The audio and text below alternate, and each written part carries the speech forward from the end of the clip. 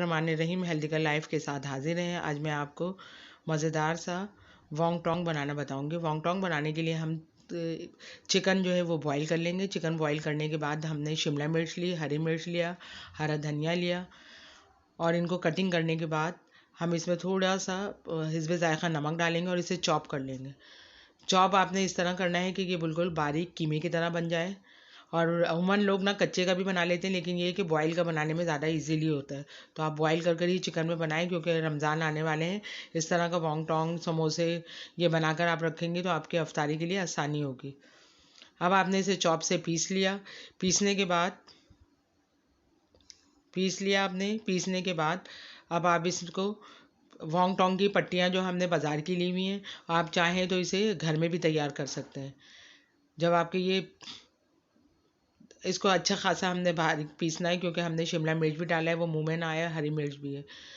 अब हमने इसमें आटा ले लिया है, आटे का पेस्ट बना लिया है, वाइट आटे का, क्योंकि हमें इसे वोंग टोंग तैयार करना है।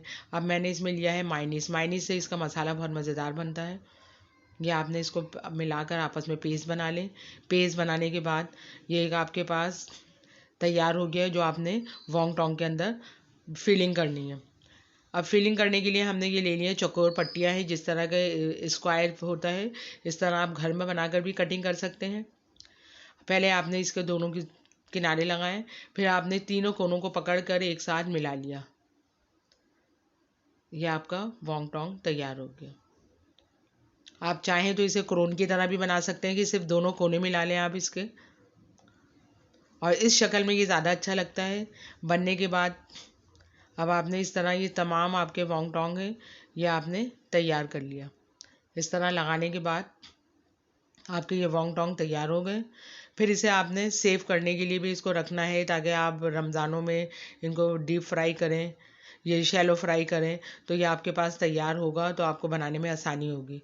इसके लिए आप एक वन बॉक्स ले लें प्लास्टिक का, और उसके अंदर आपने इस तरह सेट कर रखेंगे। अगर आपके पास तादाद ज़्यादा है तो आप इसके ऊपर एक प्लास्टिक शीट रख लेंगे, और फिर उसके ऊपर फिर इसी तरह आपने सेटिंग कर लेना है। जब आपको इसको फ्राई करना हो, फ्राई करने के लिए आप इसको आधे घंटे पहले निकाल लेंगे, ताकि ये जो बर्फ़ की शक्ल में होता है वो ज़रा फिर हमारे लिए मसला नहीं होता, फिर आप उसे आराम से फ्राई कर सकते हैं। लेकिन ये है कि आप इसे थैलियों में रखते हैं किस तरह, तो फिर ये फ्राई करना मसला बन जाता है। तो आप इसे बॉक्स के अंदर आराम